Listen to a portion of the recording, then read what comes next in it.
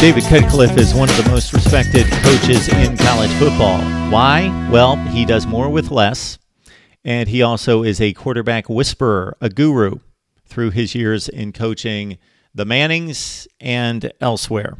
All right, 7-6 for Duke last year, 3-5 in the ACC. How well do they do here in 2018 with a veteran quarterback and Daniel Jones back for this fall? Mark Rogers TV, the voice of college football, breaking down all the teams.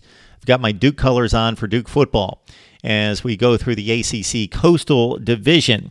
Now, David Cutcliffe, as I ran down my ACC coaches rankings and considered it the most difficult conference to separate the coaches and rank them 1 through 14, I ranked David Cutcliffe extremely high. The recruiting has not been great, so that goes back to the head coach, but we know the challenges at Duke. But there are two things that stand out to me about David Cutcliffe. One being, most notably, that back at his other job at Ole Miss, his head coaching position there, he succeeded Tommy Tuberville, and he outdid Tommy Tuberville, who's a very respected coach who had a great run at Auburn in particular. And then David Cutcliffe preceded Houston Nutt, who had a really good run at Arkansas and won some big bowl games. So sandwiched between two really good coaches, he outperformed both of them at Ole Miss. Then he comes to Duke, and yes, it's difficult to win. And if you look at the first 5 years of his tenure, it's not real good. But it got better and better and better and better. With the highlight being, of course, taking Duke to the ACC championship game. Unfortunately, they had to run into that great Florida State team that won the national title in 2013.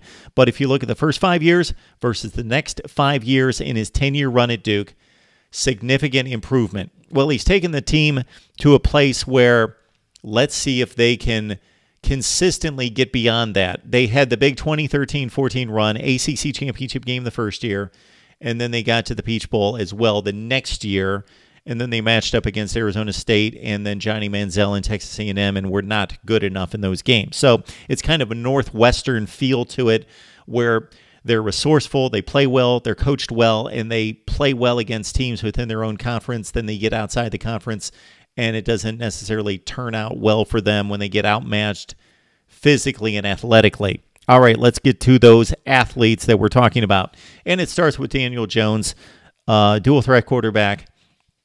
And I have more respect for this quarterback and tend to rate him higher than the numbers would show. 14 touchdowns, 11 interceptions last year. Not great, 57% passer. He did run for 518 yards on the ground and 7 touchdowns. All right, he's back in play. He's got a ton of experience. He should have a huge senior season. He should, because he's got some decent weapons. And that's another thing about the David Cutcliffe formula for the future. With all his coaching acumen, Duke has recruited better the last few years than they had the previous years.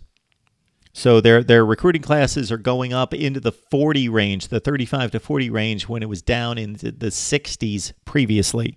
So David Cutcliffe, coaching prowess, match that up with the recruiting. Maybe Duke surprises somebody this year or next. All right, at wide receiver, we got TJ Rahming, the best on the team at 65 catches and 2 touchdowns. Jonathan Lloyd caught 39 and Chris Taylor 25. Those are the guys to look out for when you're watching Duke football. One of the reasons why I do these breakdowns, to let you know who to watch out for. At the offensive line spots, you've got the guards are back in Zach Harmon and Jawan Santos. They have 39 combined starts. The center and the 2 tackles are gone. That hurts.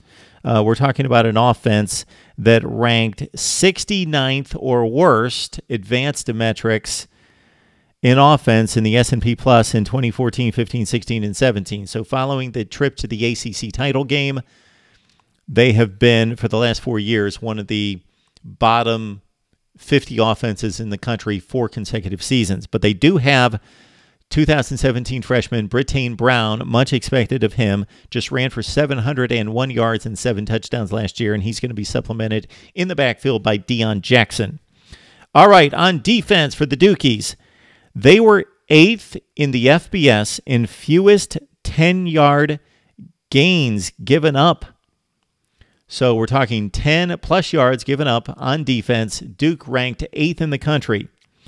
Now, most of those did go for 30-plus yards, so there was a downside to that. So when they gave them up, they really gave them up. But 8th best out of 130 FBS teams in giving up the least amount of 10-plus yard plays. Cornerback Mark Gilbert wreaks havoc in the backfield. He had 6 picks as well. He's a really good player. The defensive backs are actually really good. You got Jeremy McDuffie at safety. He had 58 tackles and 3 picks, and Jordan Hayes as well with 50 stops. 7 of 8 defensive linemen are back, including the top 4 linebackers for Duke. They've not necessarily got a huge stud to look out for. The production is all over the place, spread all over the place. So if they get hit with an injury or two, it shouldn't hurt quite as much as it would most teams. At defensive end, Trey Hornbuckle had 50 tackles and 9.5 tackles for loss. You got Victor Demukiji, 40 tackles, 6.5 tackles for loss. Drew Jordan up front as well at defensive end with 3 tackles for loss and 3 sacks. Linebackers to look out for, Ben Humphreys and also Joe Giles Harris. Your place kickers back for Duke, they would expect to play in a lot of close games. So Austin Parker back at place kicker could be a good thing. All right. Besides the North Carolina Central game, which is a win, this non-conference schedule could be anything from 1-3 to 4-0. They're going to beat North Carolina Central. They better.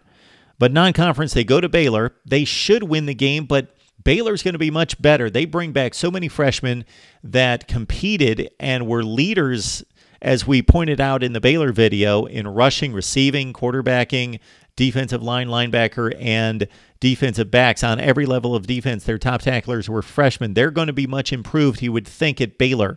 Duke's got to go there this year. They also go to Northwestern, where they laid one on the Wildcats surprisingly last September, but they've got to go to Evanston this year. Then they've got Army. Tricky game. Army beat Wake Forest last year. That's how good Army can be, coming off 10-3. All right, in the Atlantic Division, the non-division games, they've got Clemson and Wake Forest. Okay, this is how I size it up. They're not beating Clemson or Florida or Miami. They've got to travel to Miami. Everyone else on the schedule is beatable, but they also can get beaten by everybody on the ACC and the non-conference schedule. Talking again, Army, Northwestern, and Baylor. It's a wild card season for the Dukies, so if you play the probabilities, most likely they're going to split these games. They have to beat Virginia and North Carolina in their own division, and then if you look at the rest of the deal, it's a 4-4 team in the ACC. It's a 7-5 team as I give them a win against Baylor. They lose to Northwestern on the road. They beat Army, but hey, that could be jumbled up in any way possible. I think they'll take 3-1 non-conference, and then again 4-4 in ACC play. It adds up to 7-5, and it adds up to 4-4 in the ACC. And we would like to hear from you on your prediction for Duke football, both in the ACC and overall. And keep in mind that tough non-conference slate right here at Mark Rogers TV, the voice of college football. And subscribe to our newsletter. Send us your email at markrogerstv@gmail.com. We'll see you next time.